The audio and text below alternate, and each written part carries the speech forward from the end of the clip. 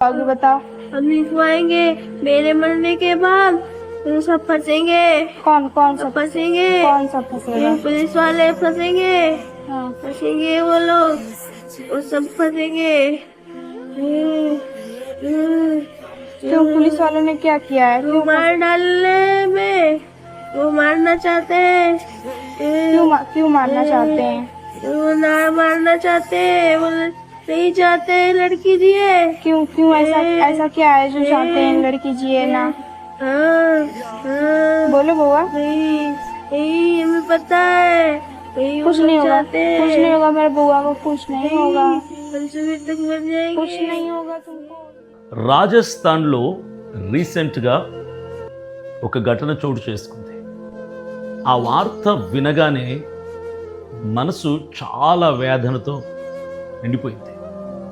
ఇంతకీ ఆ ఘటన ఏంటంటే 13 సంవత్సరాల మైనర్ అమ్మాయిని 30 మంది కిరాతకులు మృగాల్లాగా ఆ చిన్న పిల్ల మీద పడి అత్యాచారం చేసి అత్యంత క్రూరంగా, దారుణంగా, ఘోరాతి ఘోరంగా ఆ చిన్న పిల్లని చెరిచి ఇక చాలా ఇబ్బంది పెట్టారు.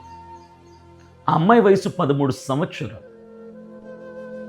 సరిగ్గా ఊహ కూడా సరిగ్గా తెలియనటువంటి పసి వయసులో ఆ అమ్మాయిని ఒక ఆటోవాడు తీసుకుని వెళ్ళి ఒక హోటల్ యజమానికి అమ్మేశాడు.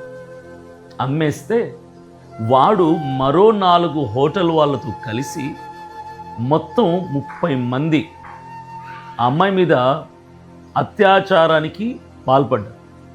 ఆ అమ్మాయి నొప్పికి, బాధకి తట్టుకోలేక అరుస్తుందని, ఆక్రందనలు చేస్తుందని ఆ చిన్న పాపకి ఆల్కహాల్ తాపించారు.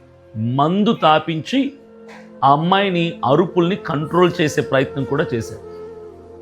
ఒకరు కాదు, ఇద్దరు కాదు, ముగ్గురు కాదు, ఒకేసారి 30 మంది ఆ పసిపిల్ల మీద లైంగికంగా దాడి చేస్తే అసలు నేను ఒక ప్రశ్న అడుగుతున్నాను. మనం ఎక్కడ బ్రతుకుతున్నాం? ఎలాంటి సమాజంలో బ్రతుకుతున్నాం?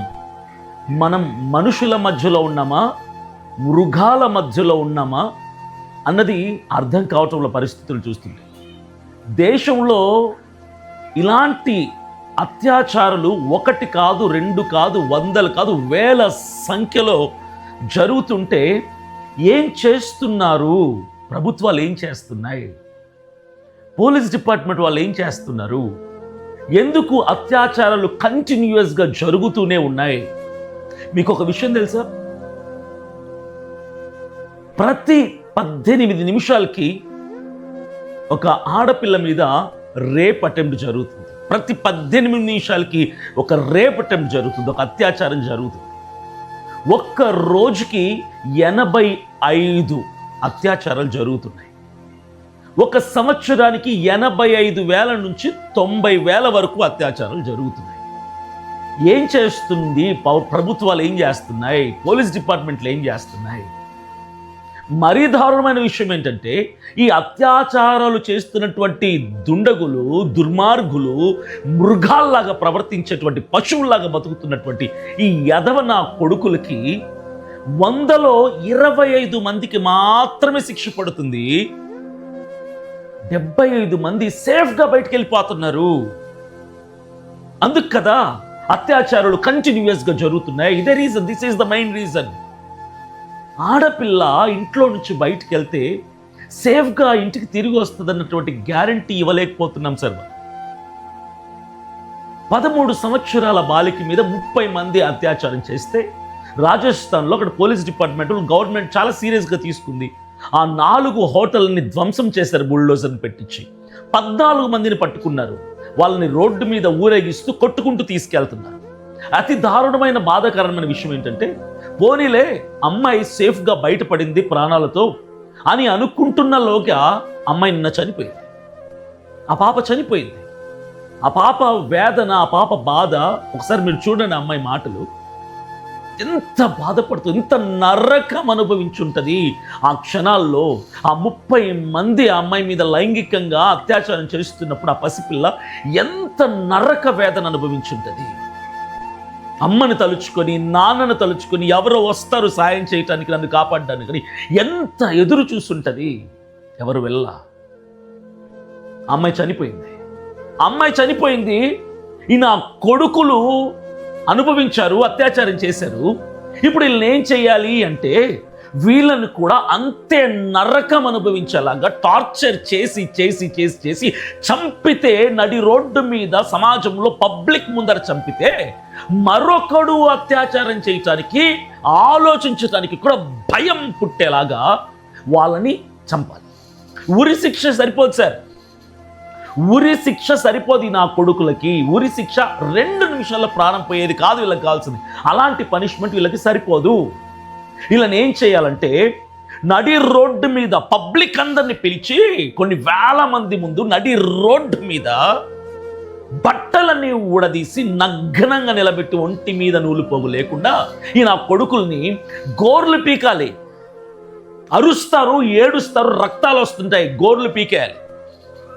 వేళ్ళు కట్ చేయాలి, కాళ్ళు 2 నరికేయాలి తొడల వరకు, 2 చేతులు నరికేయాలి, నాలుక కూడా పీకేసేయాలి. తర్వాత ఏ అవయవంతో అయితే అత్యాచారం చేయటానికి నా కొడుకులు సిగ్గు ఎగ్గు లేకుండా పశువుల్లాగా ప్రవర్తించారో ఆ మర్మాంగవయాన్ని కోసి పాడేసేయాలి. వీళ్ళని తీసుకెళ్ళి ఆపరేషన్ చేపించి ఒక అమ్మాయిలాగా మార్చాలి. వీళ్ళని ఆపరేషన్ చేయించి అయితే అవుతుంది 2 లక్షలు 3 లక్షలు ఖర్చు.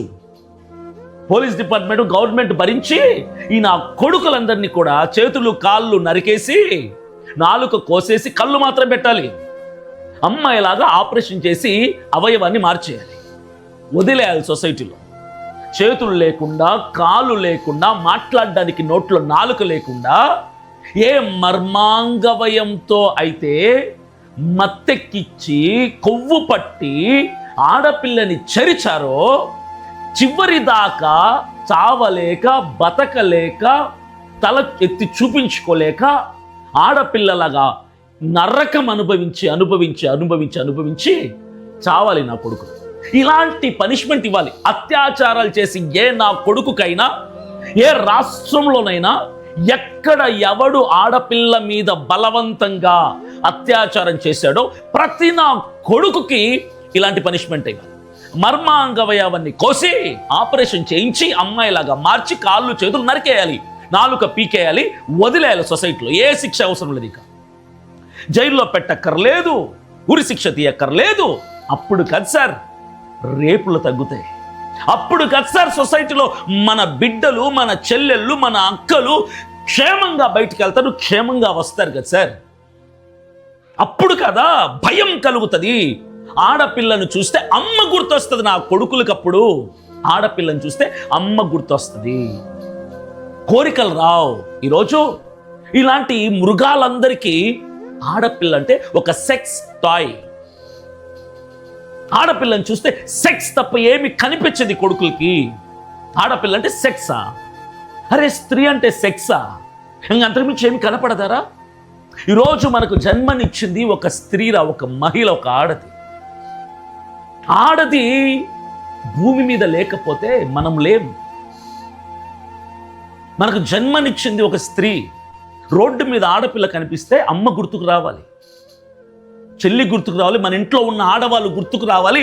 మనల్ని 9 మాసాలు మోసి పాలిచ్చి కని పెంచి పెద్దోళ్ళని చేసిందే అమ్మ గుర్తుకు రావాలి. ఆడపిల్లని చూస్తే సిగ్గులేని ఎదవ నా కొడుకులారా. ఒక ఆడపిల్లని ఇష్టం లేకుండా బలవంతంగా తీసుకెళ్ళి ఒకరు కాదు, ఇద్దరు కాదు, 10, 20, 30 సంఖ్యల్లో అత్యాచారం చేయడానికి మీరు మనుషులేనా? సొసైటీలో మీరు ఎలా బతికారు ఇంతకాలం అనిపిస్తుంది నాకు. ఇలాంటి అత్యాచారాలు జరగకూడదంటే నేను చెప్పిన శిక్షనే కరెక్ట్ వీళ్ళందరికీ కూడా. మీరు ఆలోచించండి. దిశ చట్టం వచ్చింది.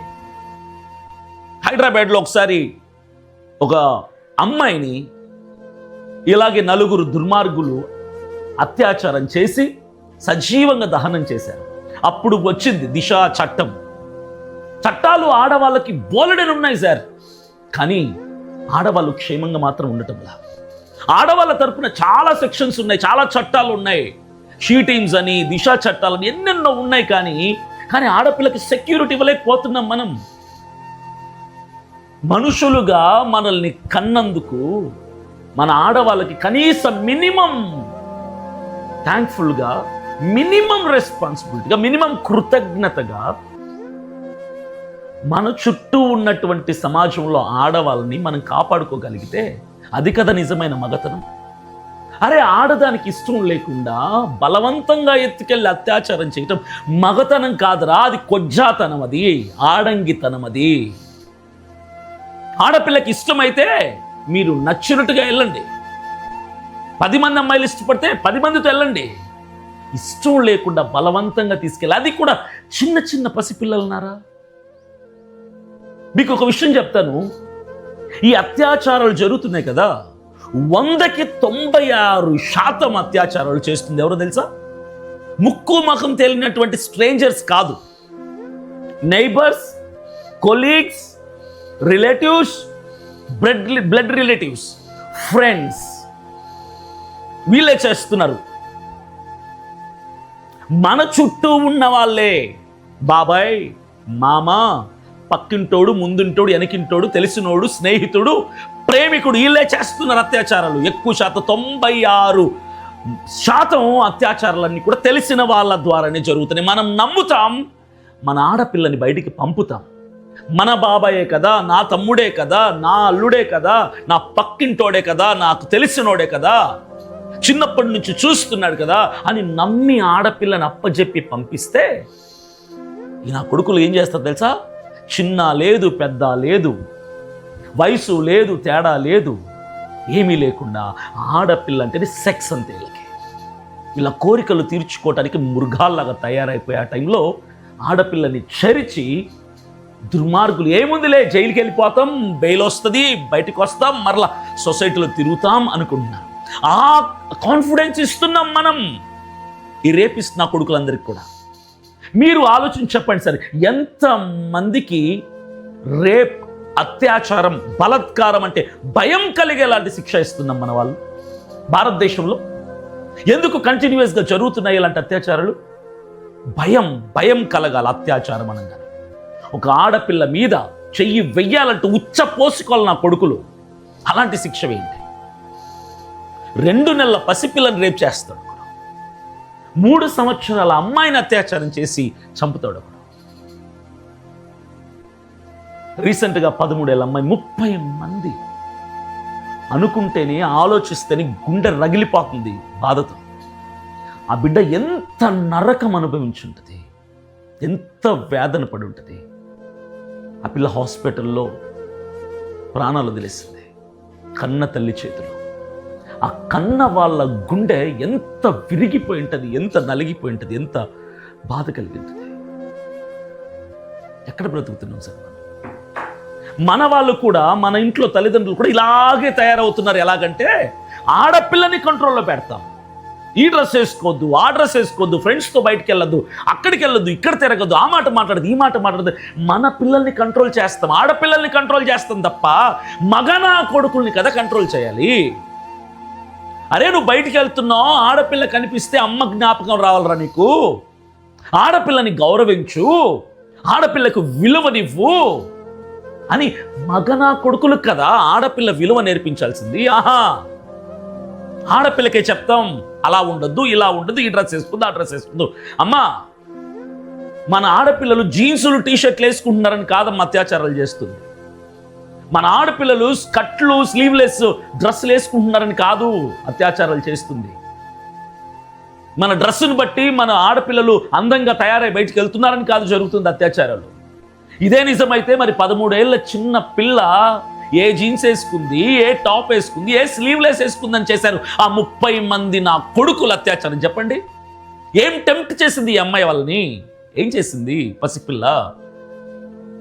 2 సంవత్సరాల క్రితం హైదరాబాద్లో 2 నెలల పాపని పక్కింటోడు బలాత్కారం చేసి ఆ అమ్మాయిని చంపేశాడు. 2 months బేబీ. ఏం టెంప్ట్ చేసింది ఆ పాప వాడిని? ఇలా చెప్పుకుంటూ పోతే ఊహ తెలియని ఆడపిల్లల్ని 100 మంది అత్యాచారాలు చేసి చంపారు.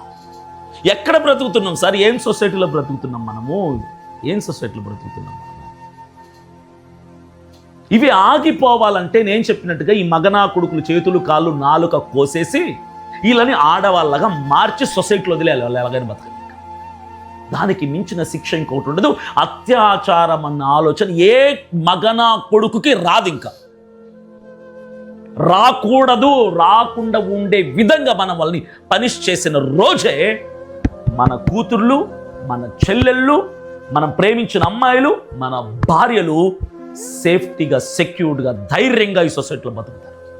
అలాంటి శిక్షలు విధించే వరకు ఈ నా కొడుకులు తీసుకెళ్లి జైల్లో పెట్టి పశువుల్ని, పందుల్ని, దున్నపోతుల్ని మేపినట్టు మేపుతుంటే భయం ఎక్కడి నుంచి వస్తుంది? అత్యాచారాలు ఎలా ఆగుతాయి? ఆడపిల్లలు సెక్యూర్గా, సేఫ్టీగా ఎలా ఉంటారు? మన ఆడపిల్లలు బయటికి వెళ్ళి కాలేజీకి, స్కూల్కి, ఉద్యోగాలకి వెళ్ళి ఎలా ఇంటికి క్షేమంగా వస్తారనుకుంటున్నాం? ఎందుకు ఈ అత్యాచారాలు చేసిన వాళ్ళపైన కన్సర్న్ చూపిస్తున్నారు? అమ్మ, ఇండ్లలో చెప్తున్నాను, ప్రతి అమ్మకి నాన్నకి చెప్తున్నాను, ఒకవేళ నీ కొడుకే కనుక ఇలాంటి అత్యాచారాలు ఒక అమ్మాయిని బలవంతంగా చేర్చాడని తెలిస్తే వాడి ఇంటికి వచ్చాక అంత విషం వేసి అన్నంలో చంపేయండి, లేదా కత్తి తీసుకుని నరికి పడేయండి. అలాంటి నా కొడుకులు సమాజంలో అవసరం లేదు. అలాంటి కొడుకులు ఉన్నారని కన్న వాళ్ళని నేను అన్ను, తల్లిదండ్రులు తప్ప నేను ఎప్పుడు అన్ను. ఎందుకంటే సొసైటీలో స్నేహితుల వల్ల చెడిపోయే వాళ్ళు, డ్రగ్స్ వల్ల చెడిపోయే వాళ్ళు, పోర్నోగ్రఫీ చూసి చెడిపోయే వాళ్ళు చాలామంది ఉన్నారు. అమ్మ నాన్నల మీద ఎందుకు వేయాలి నింద? నేను వేయను. ఒకటే చెప్తున్నా, అత్యాచారాలు ఆగాలంటే ఆలోచించటానికి కూడా భయం కలిగేలాగా చేయాలి. ఈ నా కొడుకులు ఒక అమ్మాయిని చూడంగానే ఎంత ఈజీగా తీసుకెళ్ళిపోయి బలవంతంగా దున్నపోతుల్లాగా, పందుల్లాగా పడి అత్యాచారం చేస్తున్నారు. ఎంత ఈజీగా, అంతే ఈజీగా ఈ నా కొడుకులు చేతులు కాళ్ళు నరికేసి వీళ్ళ మర్మాంగవయవాన్ని మార్చి మగనా కొడుకుల్ని ఆడోళ్ళగా మార్చేయాలి. అప్పుడు కదా నరకం తెలుస్తుంది. బతికినంత కాలం చస్తూ చస్తూ చస్తూ చస్తూ జీవోత్సవంలాగా అత్యాచారం చేసిన అమ్మాయిని తలుచుకొని ఏడ్చి ఏడ్చి పశ్చాత్తాపడి అప్పుడు దారికి వస్తారు ఈ కొడుకులు. ఇది చూసిన మిగిలిన నా కొడుకులు, ఇలాంటి నా కొడుకులందరూ కూడా మార్పు చెందుతారు. బాధేస్తుంది సార్. 1 కాదు, 2 కాదు, కొన్ని వందలు వింటుంటే ఆడపిల్లల్ని కనాలంటే కూడా భయం వేస్తుంది. అరే, ఇట్లా అత్యాచారాలు చేసుకుంటూ పోతే ఇంకొక 5, 10, 15, 20 సంవత్సరాల తర్వాత ఆడపిల్లల్ని కంటం మానేస్తారా? మేము ఆడపిల్లల్ని కని ఎందుకు మృగాల చేతుల్లో పెట్టాలని చెప్పి ఆడపిల్లల్ని కనటం మానేస్తే ఆడది లేని సమాజం, ఆడది లేని ఇల్లు, ఆడది లేని సొసైటీని మనం చూడలేం. నరకం. ఆ దుస్థితి తీసుకొని రావద్దని చెప్తున్నా. ఇప్పటికే ఆడపిల్లల్ని కంటానికి చాలామంది భయపడుతున్నారు. కట్నం ఇచ్చుకోలేమని, సెక్యూరిటీ ఇవ్వలేమని, సేఫ్టీ ఇవ్వలేమని, ఎవరు ఏం చేస్తారో అని, ఎక్కడ ఏ దుర్మార్గుడు వచ్చి ఎప్పుడు అత్యాచారం చేస్తాడని. స్కూల్కి పంపించాలంటే భయం, కాలేజీకి పంపించాలంటే భయం, హాస్టల్కి పంపించాలంటే భయం, కోచింగ్ సెంటర్కి పంపించాలంటే భయం, ఫ్రెండ్ ఇంటికి పంపించాలంటే భయం, ట్రీట్కి, పార్టీకి, రెస్టారెంట్కి పంపించాలంటే భయంగా బిక్కుమని తల్లిదండ్రులు బతుకుతుంటే ఆడపిల్లల్ని కన్న వాళ్ళు, ఇంకా ఇలాంటి అత్యాచారాలు జరుగుతుంటే అవి చూసి ఆడపిల్లల్ని కన్న తల్లిదండ్రులు గుండెలు బాదుకొని నా కూతురికి నేను ఎలా ప్రొటెక్షన్ ఇవ్వాలి అని తల జుట్టు పీక్కొని ఆలోచిస్తుంటే సమాధానం దొరకటంలా. ఎప్పుడు దొరుకుతుంది సమాధానం అంటే, ఆ 30 మంది కొడుకుల్ని రాజస్థాన్లో తీసుకొచ్చి నేను చెప్పినట్టుగా గోర్లు పీకి కాళ్ళు, చేతులు, నాలుక నరికి పడేసి వాళ్ళని ఆడవాళ్ళలాగా ట్రాన్స్ఫార్మ్ చేస్తే అప్పుడు కథ దేశమంతా కూడా గర్విస్తుంది. ఆడపిల్లల్ని కన్న తల్లిదండ్రులు కాలరెగిరేసుకొని ధైర్యంగా బతుకుతారు, ఆడపిల్లల్ని కంటానికి ముందుకు వస్తారు. ఇవి ఇలాగే జరుగుతూ పోతే రేప్ చేసిన వాళ్ళని, అత్యాచారాలు చేసిన వాళ్ళని జైల్లో పెడితే 5 సంవత్సరాలు 10 సంవత్సరాలు శిక్షించి వాళ్ళు వదిలేస్తే ఆడపిల్లల్ని కంటం తల్లిదండ్రులు మానేస్తారు. ఇక ఆడపిల్లల్ని కానరు. ఒకప్పుడు ఆడదుండేదంట అని చెప్పుకునే విధంగా సొసైటీ మారిపోతుంది. 100 సంవత్సరాల తర్వాత జనరేషన్ ఉండదు. చెట్లు, కొండలు, సముద్రాలు, నీళ్లు, మనం కట్టుకున్న కోటలు, కార్లు ఇవే మిగులుతాయి. జాతి ఉండదిక. ఎందుకంటే స్త్రీ లేకపోతే, మహిళ లేకపోతే, ఆడది లేకపోతే ఇక జనరేషన్స్ ఉండవు కదా. ఆడపిల్లల్ని కంటం మానేస్తే జరిగేది ఇదే. సృష్టి ఉంటుంది, మనం ఉండం. క్రియేషన్ ఉంటుంది, అందులో మనం ఉండం అనుభవించటానికి. ఈ అత్యాచారాలు ఆగాలి సార్. గుండె నిండా వేదంతో గుండె మండి రగిలి మాట్లాడుతున్న ప్రతి మాట కూడా నేను. నా ఇంట్లో కూడా ఆడపిల్లలు ఉన్నారు, బాధతో మాట్లాడుతున్న, వేదంతో. ఆ న్యూస్ చూసినప్పుడు గుండె తరుక్కుపోయింది నాకు. ఎక్కడ బ్రతుకుతున్నాం అసలు మనమని? ఎలా ప్రొటెక్ట్ చేసుకోవాలి ఆడపిల్లని? ఎంత కాపాడుకుందాం అనుకున్నా ఏదో ఒక క్షణంలో గద్ద కోడి పిల్లని తన్నుకెళ్ళిపోతుంటే నా కొడుకులు ఆడపిల్లని స్కూల్కి పంపించడం మానేస్తారు సార్.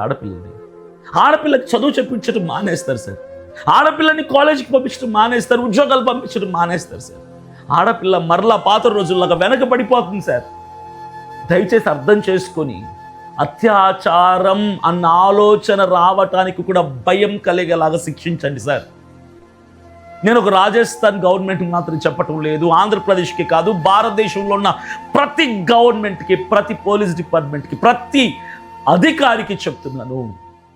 మన ఆడవాళ్ళని మనం కాపాడుకుంటూనే నెక్స్ట్ జనరేషన్లో ఆడవాళ్ళు ఉంటారు. లేదంటే ఆడవాళ్ళు లేరు, ఆడవాళ్ళు ఉండరు. ఆడవాళ్ళు లేకపోతే జనరేషన్స్ ఆగిపోతాయి.